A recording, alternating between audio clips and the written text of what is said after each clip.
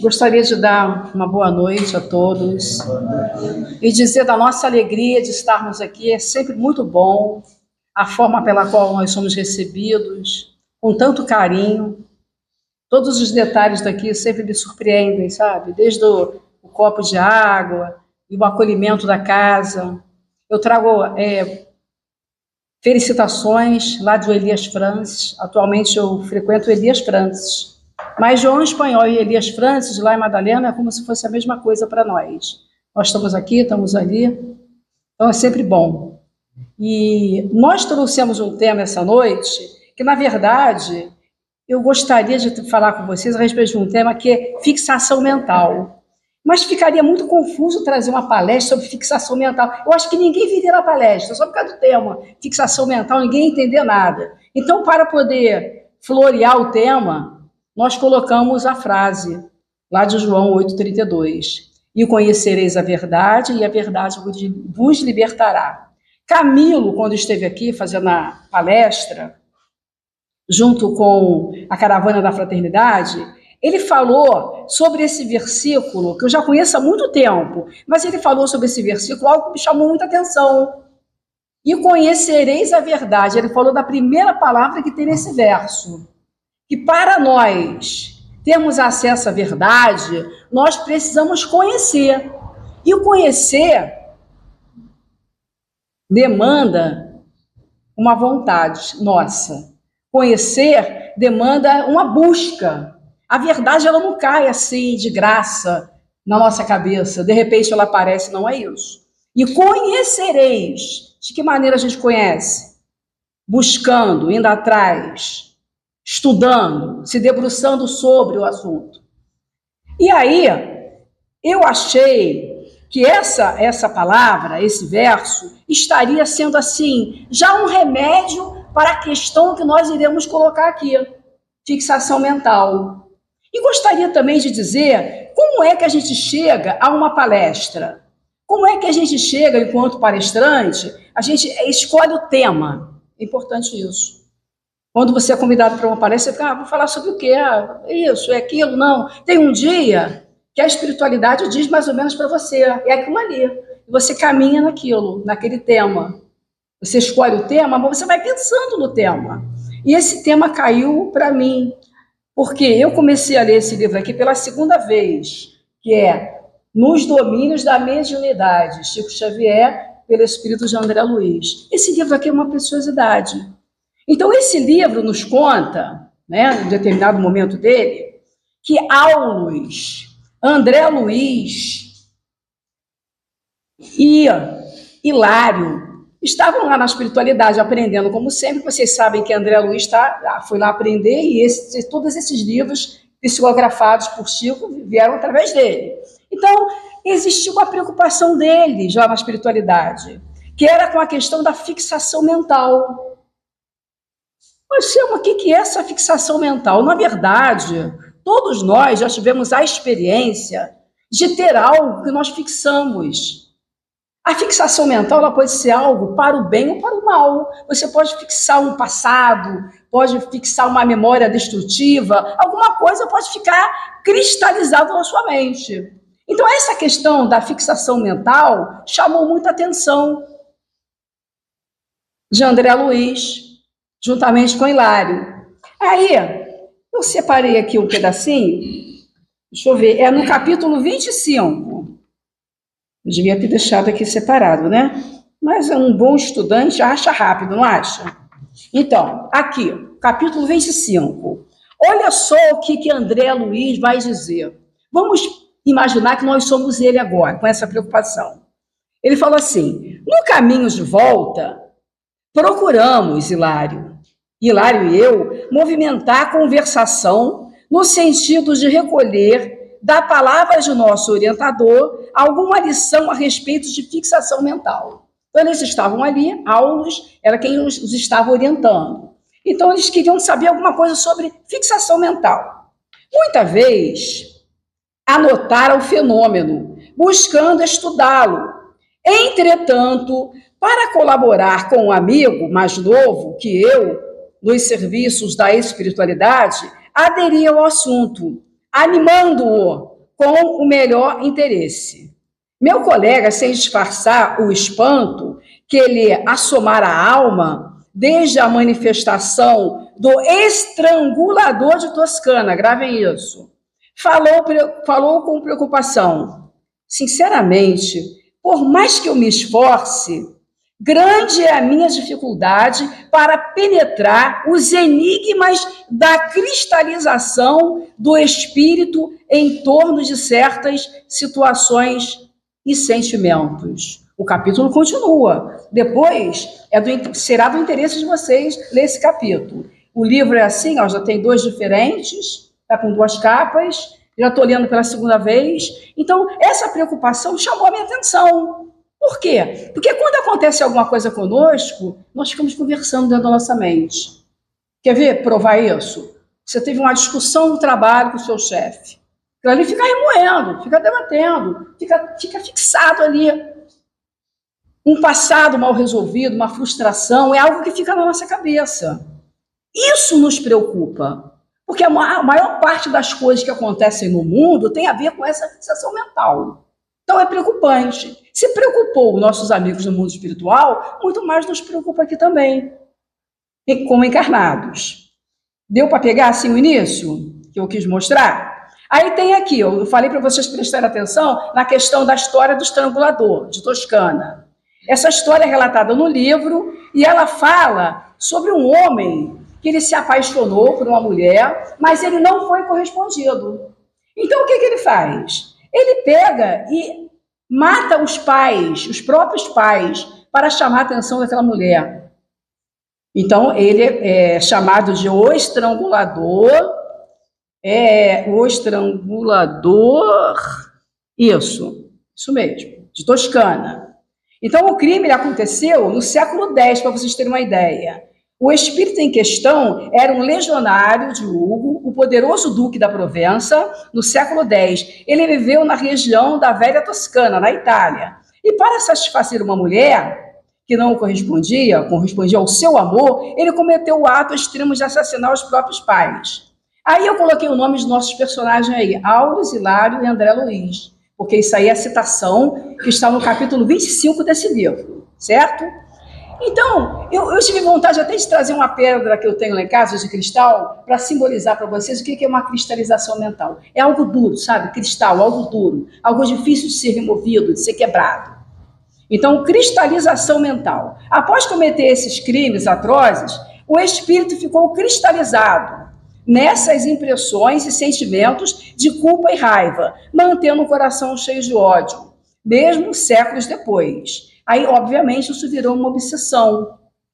Ele ficava pensando nisso o tempo todo. No tempo em que André Luiz relata o caso, no século XX, o espírito ainda se encontrava ligado à mulher que ele amara no passado, que agora estava encarnada. Ele agia como um obsessor cruel, estrangulando-a espiritualmente, repetindo o padrão de violência. Olha só para vocês terem uma ideia. Foi isso exatamente, essa figura, essa imagem, que chamou a atenção de André Luiz, de Hilário e Aulus. Tanto tempo aquilo sem ser resolvido. O que é o tempo? Queria só fazer uma reflexão com vocês agora. O que é o tempo? Para a gente ficar cristalizando algo que aconteceu no passado, que a gente não consegue resolver. Na verdade, dentro do próprio capítulo, vai nos dar uma resposta, que o tempo é aquilo que nós fazemos dele. Se você quiser ficar cristalizando uma imagem na tua cabeça, vai ficar 1000 anos lá. Então, vamos aprender daqui a pouco aqui como que a gente vai fazer para tirar essas imagens fixas da nossa mente. Vamos chegar lá, mas é preciso compreender. Então, o enigma da fixação. O instrutor Aulus utiliza este caso para explicar a André Luiz e Hilário como certos espíritos ficam presos a um único sentimento ou acontecimento por séculos, não conseguindo se libertar da culpa ou do desejo de vingança, mesmo após desencarnarem. Então, está lá. E é um exemplo, mas também serve para nós. Aí tem aqui uma imagem que eu tirei da internet, obviamente, de uma pessoa assim, muito preocupada, e é algo que acontece com todos nós, que todos nós ficamos muito preocupados sobre tudo que acontece no mundo, e ficamos preocupados com o que acontece conosco. Então, vamos ter assim, mais ou menos uma definição agora. Segundo os ensinamentos espirituais, a fixação mental ocorre quando a mente se prende de forma repetitiva e persistente a uma ideia, sentimento ou lembrança. Então, acabei de brigar lá no meu trabalho. Aí, 2, 3 dias, 4 dias, eu estou pensando naquilo. Estou pensando naquilo e o botão não desliga. Onde é que desliga esse botão? Eu não consigo, e ora, e faz tudo, e a coisa não... Ali, fixou, parou ali. Essa fixação pode ser positiva, quando voltada para o bem, ou negativa, quando nos aprisiona em pensamentos de dor, mágoa, medo ou obsessão. Qual seria aqui uma fixação positiva? Eu vou comprar uma geladeira lá para casa, está precisando. E eu vou pensar nisso o tempo todo. Aí eu vou lá no site procurar geladeira. Tem alguma coisa de mal nisso? Nada de mal, estou buscando uma fixação e daqui a pouco eu vou conseguir comprar aquela geladeira e todos vão ficar satisfeitos. Essa é uma coisa boa. Então, existem várias coisas pelas quais nós fixamos a nossa mente que foram produtivas. Como vocês imaginaram, por exemplo, esse ambiente aqui? Como vocês programaram, colocaram na mente? Aconteceu. Agora, ao contrário disso, uma fixação negativa, ela pode nos levar a comportamentos completamente destrutivos. É isso que eles estão falando lá no mundo espiritual. E o que aconteceu com o estrangulador de Toscana, aconteceu quando ele estava encarnado, mas que ele levou e aquilo ficou cristalizado lá, tá certo? No capítulo 25 do livro, Nos Domínios da Mediunidade, aprendemos que a mente é uma força viva e criadora. Aquilo em que pensamos continuamente ganha força dentro de nós. Quando nós fixamos em determinada ideia, passamos a alimentá-la e ela passa a influenciar nossas emoções, atitudes e até mesmo o nosso equilíbrio espiritual. Que coisa interessante a questão da mente. Tudo está na mente. Todos os nossos problemas, as nossas soluções, tudo aquilo que somos, tudo aquilo que deveremos ser, está na nossa mente. Tudo pode ser regulado através dela. E não é fácil.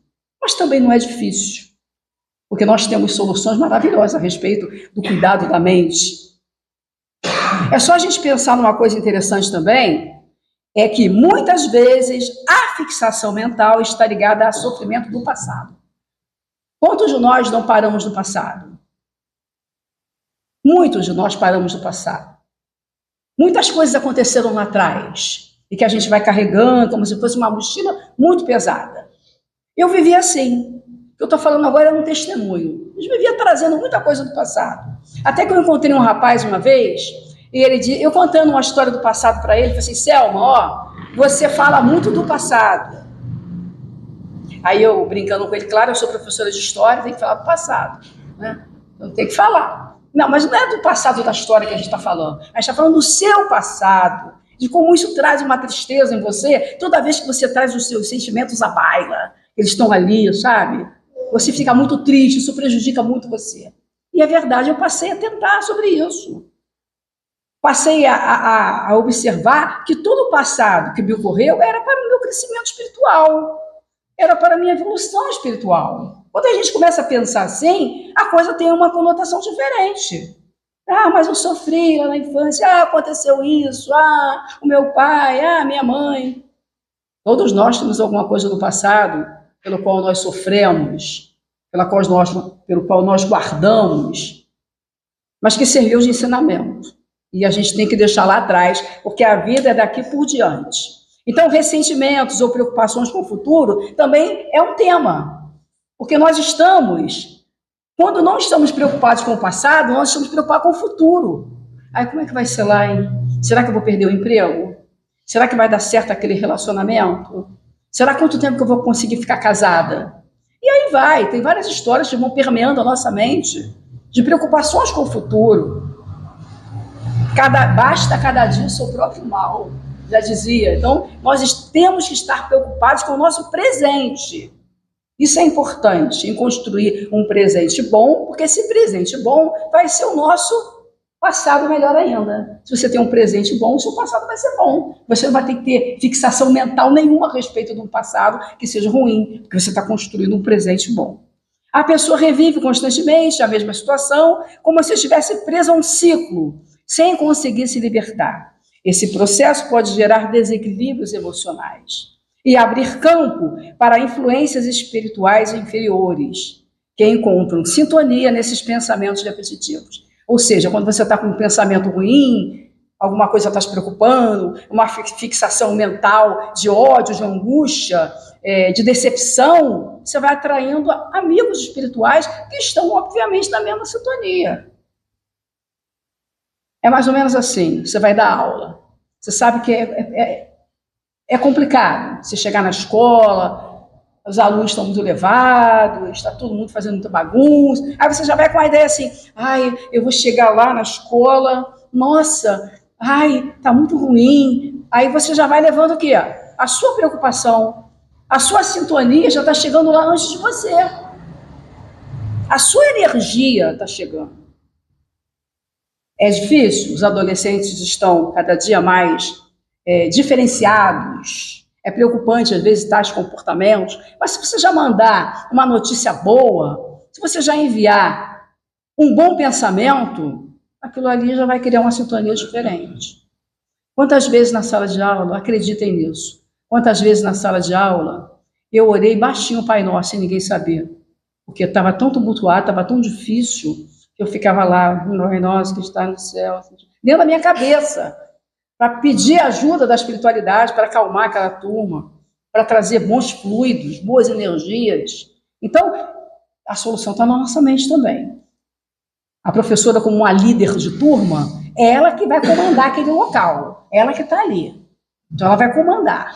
Ela vai comandar como? Espiritualmente também, dentro dos seus conhecimentos espirituais. Então, tem aqui um rapazinho tentando serrar um tronco, né? E está aí. Quando nós fixamos muito a mente na parte negativa, nós estamos nos arruinando, serrando o próprio toco que a gente vai cair ali, tá? Então, fixação mental, auto-obsessão, obsessão de si mesmo, ou monoteísmo, que seria fixar psicologicamente uma única ideia, única, uma monodeísmo, a ideia, você ficar pensando só naquilo, ok? Agora, vamos chegar num ponto aqui que é interessante. Por outro lado, também aprendemos que a mente pode ser educada. Assim como tudo na nossa vida, a mente também precisa de uma educação. Assim como criamos hábitos materiais, também criamos hábitos mentais. E é possível substituir pensamentos negativos por pensamentos mais elevados. Aí eu trouxe aqui o exemplo do apóstolo Paulo, que todo mundo conhece. Então, o apóstolo Paulo, ele tinha uma ideia fixa de perseguir os cristãos na época dele. E ele fazia aquilo como se fosse uma verdade absoluta. Ele era membro do Sinédrio, era uma pessoa muito respeitada, ele era de uma elite religiosa da época dele. E ele perseguiu os cristãos, com cartas para prender, para açoitar, fazer e acontecer. Era uma ideia fixa. Mas, um certo dia, a caminho de Damasco, ele caiu do cavalo e a voz da espiritualidade falou com ele. Certo? Saulo, Saulo, por que me persegues? Ele era chamado de Saulo. Depois mudou o nome para Paulo. Saulo, Saulo, por que me persegues? Quem és tu, Senhor? Sou Jesus. Quando você persegue um desses pequeninos, você está me perseguindo também. E a partir dali, daquele momento, aquele encontro com Jesus, Saulo, que se transformou em Paulo, passou a ter uma nova postura. Olha só como é que uma fixação mental ela pode mudar. Antes ele era perseguidor, agora ele vai ser o divulgador maior do Evangelho de Jesus. Que a maior parte das cartas que estão no Novo Testamento são dele, de autoria de Paulo. Então as coisas podem mudar. Agora, eu queria que vocês pensassem uma coisa interessante sobre o mundo também que nós vivemos. Vocês sabem também que esse mundo em que nós vivemos, ele foi fruto também de várias fixações mentais. Porque, às vezes, a fixação mental está na cabeça de uma pessoa só, mas depois ela vai se espalhando, sabe? Vai passando de um para outro, e a coisa vai ficando coletiva. A gente poderia dizer, por exemplo, que o nazifascismo foi uma fixação mental. Que a maneira pela qual os homens escravizaram uns aos outros foi uma fixação mental. A maneira como se teve a ideia de terra prometida e perseguição de outros povos também foi uma fixação mental. Fixação mental que até hoje existe no nosso tempo, que até hoje arrebata vidas, até hoje morrem pessoas, porque selecionamos, porque escolhemos, por questões étnicas, por várias perseguições de todos os tipos, pelas minorias que são perseguidas, fixação mental. Então, finalmente, tem aqui um verso muito interessante de Paulo, que vai dizer, finalmente, irmãos, tudo que for verdadeiro, tudo que for nobre, tudo que for correto, tudo que for puro, tudo que for amável, tudo que for de boa fama, se houver algo de excelente ou digno de louvor, pensem nessas coisas. Porque às vezes a gente fica pensando assim, tá bom, mas como é que eu vou fazer para substituir essa fixação mental que eu carrego há tanto tempo? Ora, dependendo de qual fixação mental seja essa. Porque se for algo relacionado a perdão, é algo que a gente tem que começar a pensar. Ah, o meu pai me abandonou. Estou dando só um exemplo, né? Não é que tenha acontecido isso com ninguém, nem com todo mundo aqui. Mas digamos que isso tenha acontecido. Então, nós guardamos uma angústia, uma raiva, uma decepção em relação àquela pessoa que nos abandonou na infância. Aí carrega aquilo para a vida toda. Tem uma hora que é preciso se livrar disso. É preciso perdoar. Igual Jesus nos ensinou. Quantas vezes? 70 vezes 7. 70 vezes 7, que é para perder a conta, sabe? Porque ninguém fica, eu já perdoei 201, né? E falta agora quanto? Não é nada disso. 7, porque o 7 é um número de perfeição. 70 vezes 7 para perder a conta. Então é preciso, dependendo da fixação mental, nós começarmos a pensar sobre ela. Filipenses 4:8 é um versículo bíblico que exorta os cristãos a focarem sua mente em pensamentos positivos, virtuosos e piedosos.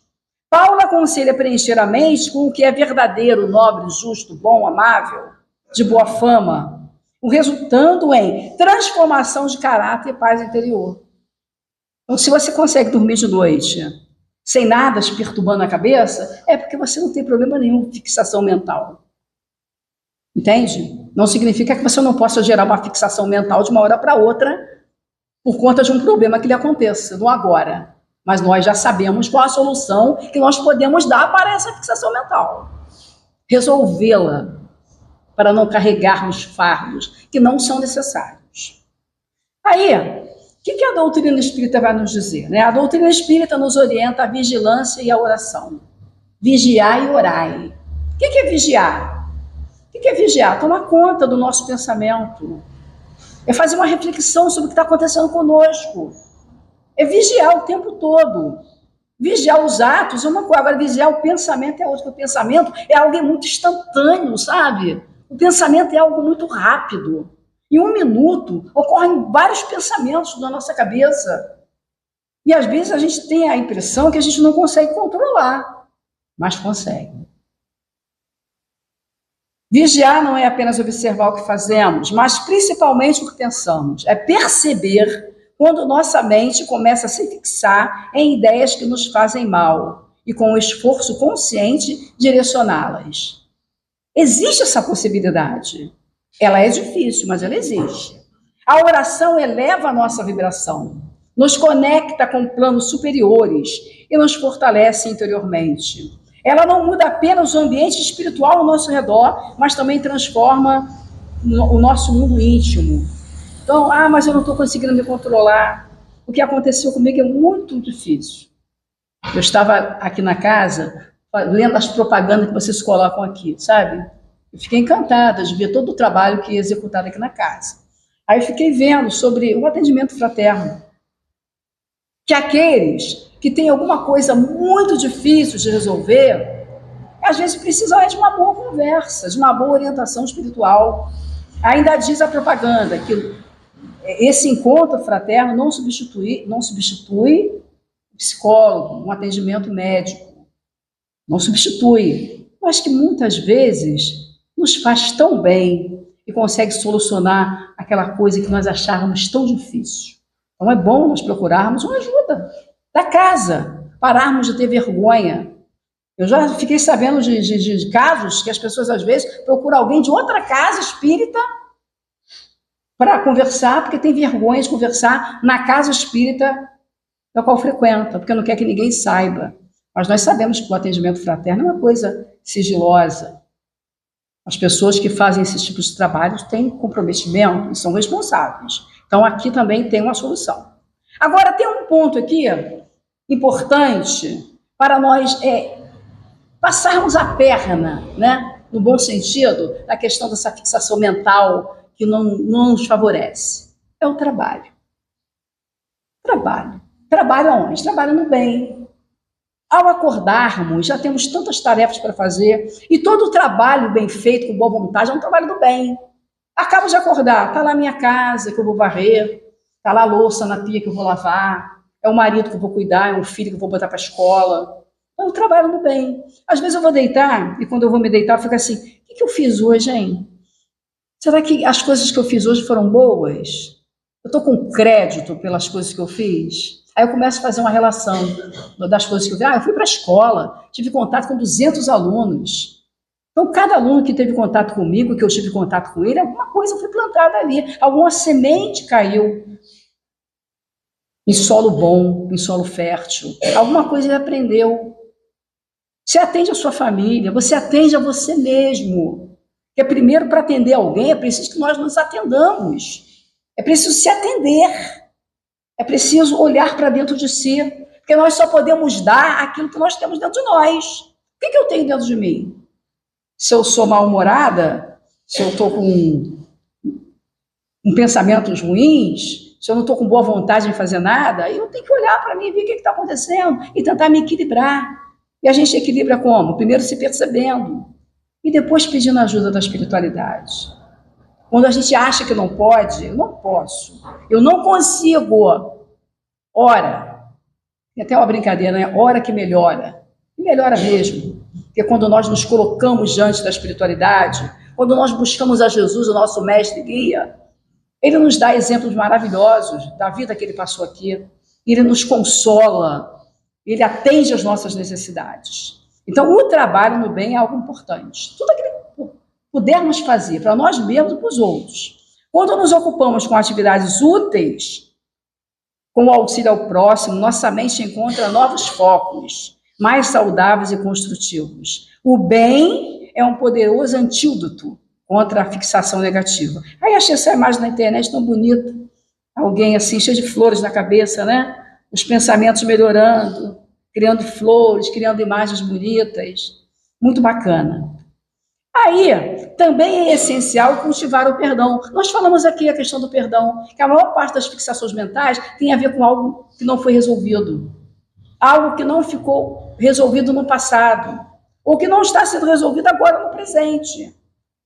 E a gente, na maioria das vezes, precisa liberar o perdão. Perdoar o pai, perdoar o marido, perdoar o filho. Perdoar a si mesmo por não se perdoar. E a maior parte das vezes a pessoa não se perdoa, porque ela fez tanta coisa já que ela não perdoa ela mesma. Ela já foi perdoada pelos demais, mas ela não se perdoou. Às vezes eu tenho umas coisas assim, sabe? Eu fico pensando assim, nossa, eu já fiz cada coisa das quais eu me envergonho. Cada coisa que eu já fiz. Mas eu já me perdoei. Aquilo já está para lá, eu já melhorei, porque eu já aprendi. A doutrina espírita, essa doutrina maravilhosa, ela serviu para me ajudar. Para saber que tudo que passou foi uma construção. E a coisa mais bonita da doutrina espírita é que nós não somos rechaçados quando nós erramos. Não, existe um entendimento que todos nós iremos chegar ao pleno conhecimento. Todos nós iremos evoluir. E que aquilo que nos aconteceu foi um momento de aprendizagem. Do eu em mim, do eu nos outros. Mas dá para recuperar. A ideia que eu tinha no passado, na minha religião tradicional antiga, era uma divisão do mundo. Os bons estão desse lado e os maus estão daquele lado ali. Então, por isso, parecia que a gente era levado a não gostar de certas pessoas. Aquilo ali é do mal, não tem jeito não. Então, o mundo era uma divisão. Agora não é mais, não mais. Porque a doutrina espírita nos diz que todos nós somos irmãos. E que todos nós vamos evoluir. Gostando ou não gostando um do outro, a gente tem que mandar bons fluidos, boas energias, orar pelos nossos irmãos. E botar em prática aquilo que Jesus nos ensinou. Que é a coisa mais difícil do mundo, que é amar o nosso inimigo. Porque amar o amigo é fácil. Ah, que vontade que eu tenho de convidar todo mundo para tomar um chá lá em casa, minhas amigas. Agora, o inimigo a gente quer ver longe. Mas não foi isso que Jesus nos ensinou. Ele nos ensinou a amar o nosso inimigo, porque ele sabia que esse inimigo não é inimigo, como nós achávamos que fosse. É um irmão nosso, que está num processo de aprendizagem, que pode não estar ainda, você acha, ou nós achamos, que não está no nosso patamar, mas ele vai chegar. Cada um está num processo evolutivo diferente, e por isso nós temos que ter paciência. E a paciência também é uma virtude muito importante. Então é essencial o quê? A questão do perdão. Muitas fixações mentais estão ligadas à mágoa, a mágoas não resolvidas. Perdoar não significa esquecer, mas libertar-se. É deixar de alimentar o pensamento que nos prende à dor. Vou contar rapidamente uma coisa que me aconteceu, que é interessante. Nós tivemos uma batida de carro, lá em Triunfo, e saindo de Triunfo para Madalena. O carro bateu, pá! E eu estava de cinto. E a batida foi muito ruim para mim, muito ruim. Porque eu fiquei assim mais de um mês me sentindo mal. Com aquele homem que havia batido o nosso carro, que veio na contramão. Aquilo ali me deixou muito mal, muito. Eu sentia dores depois nas costelas, onde estava o cinto de segurança. E eu ficava pensando naquele homem, sabe? Pensando com um sentimento ruim, sabe? E aquela dor não passava nunca. Aquela dor não passava. Aí eu comecei a pensar, meu Deus, eu estou viva. Eu estou viva. Eu não morri, eu estou aqui. Eu perdoo aquela pessoa que fez aquilo. Eu perdoo. Todas as vezes que a imagem do homem aparecia na minha cabeça, eu mandava um sentimento de perdão para ele. Acabou, até a dor sumiu. Porque aquela dor ali era uma dor psicológica. Eu fui no médico, não tive nada, passei pelos exames, não tinha nada. Mas a fixação mental, ela fixa também dor. Vocês sabiam disso? Se a gente começar a pensar no dia que arrancou o dente, naquela dor horrorosa lá da dor de dente, a gente vai sentir a dor de dente. Se você fixar sua mente chupando um limão, vai crescer caldinho da sua boca. Vai crescer saliva, porque você está fixando nisso. O nosso corpo, ele mostra o resultado do nosso pensamento, da nossa mente. Então, se eu sinto ódio, o meu corpo todo se transforma por dentro. Se eu sinto raiva, então isso tudo fica patente. A pessoa que sente raiva, ela fica até com uma fisionomia diferente. Vocês sabem disso, né? Quem está sentindo raiva, quem está sentindo ódio, você olha para a pessoa, parece que ela está desfigurada. Se não estiver desfigurada por fora, está por dentro. Então, a questão do perdão, queridos, é muito importante. Porque quando nós perdoamos, nós nos libertamos. É importante. Libertar, viver mais leve. A nossa vida progride até mais quando a gente deixa algumas coisas para trás e começa daqui. Tá certo? Então, tem aí perdão. Perdão transforma, libera o coração e traz paz à mente. Aí, aqui tem um diálogo de fixação mental, né? Que é como se estivesse assim, nos instruindo. Em caso de raiva, revolta, vingança, busque ajudá-lo a quebrar o círculo mental, acalmando, buscando tirá-lo da fixação mental. Então, precisamos pensar nessas coisas. Tente conectá-lo com energias de amor, com a lembrança da família, por exemplo. Quantas vezes, em momentos tristes da nossa vida, nós somos levados a pensar num dia feliz? Eu tenho uma técnica, eu desenvolvi essa técnica por causa dessa fixação mental. Todas as vezes que eu estou triste, eu penso na noite de Natal. Porque é um dia feliz. Por mais simples que nós sejamos, por uma família mais pobre que seja, o dia 24 para o dia 25, sempre tem alguma novidade em casa. Sempre tem uma rabanada, sempre tem uma comida, alguém preparando as coisas na cozinha, a família que está ali se conectando, se ajustando. Aí eu penso na noite de Natal, em cada detalhe, e a minha mente ela começa a melhorar. Coisas boas começam a aparecer na minha cabeça. Então, isso aí realmente é algo maravilhoso. Aqui, diz assim compreendemos que a fixação mental, é quase que um resumo, tá? Assim compreendemos que a fixação mental é um processo natural da mente. O que significa isso? Que todos nós passamos por esse problema, por essa questão. Não existe ninguém que nunca tenha fixado alguma coisa na mente. Fixou para o bem ou fixou algo que não fosse positivo, mas fixou. É algo como se fosse inerente ao ser humano. Então, assim compreendemos que a fixação mental é um processo natural da mente, mas que precisa ser educado. Somos responsáveis pelo que pensamos e, consequentemente, pelo que sentimos e vivemos, porque o pensamento, ele é uma energia. Pensar demanda energia o tempo todo. Aí eu fiquei pensando uma coisa interessante. Quantos exemplos nós temos de fixação mental no Antigo Testamento? Eu sei que a Cabala, que é um grupo de judeus, vieram interpretando o Velho Testamento de uma maneira diferente. Mas nós temos assim alguns exemplos que são interessantes. A história de Caim e Abel, a fixação de Caim, o ciúme com o ódio, com a inveja que ele sentiu do irmão. Existem alguns tipos de fixações mentais que elas são tão extremas, mas tão extremas que elas demandam em atitudes também descabidas. Uma atitude que chega a tirar a vida do outro. A inveja, o ódio, a raiva. O que aconteceu com Judas Iscariotes? O que foi aquilo? Ele tinha uma fixação mental de que Jesus viria como um rei político. Um rei que libertasse o povo de Israel dos domínios dos romanos. Mas isso não aconteceu. E durante o tempo todo que ele estava ali, tete a tete com Jesus, ele não percebeu isso. Quantas vezes, diante daquela moeda, quem é que está nessa moeda? Deve pagar o imposto, mas quem é que está aí? A de César. Dai a César o que é de César, e a Deus o que é de Deus. Então, em diversos momentos, exemplos, Judas pôde ter percebido, mas não percebeu, de que aquele reino ali era um reino espiritual, que Jesus veio trazer a boa nova do Evangelho, ensinar-nos o amor, e só o amor seria um antídoto para acabar com as fixações mentais, dos quais os discípulos tinham, todos eles tinham fixações mentais, mas que Judas tinha mais forte ainda. A fixação dele foi tão forte, ao ponto dele ter as atitudes que ele teve, de vender Jesus por 30 moedas.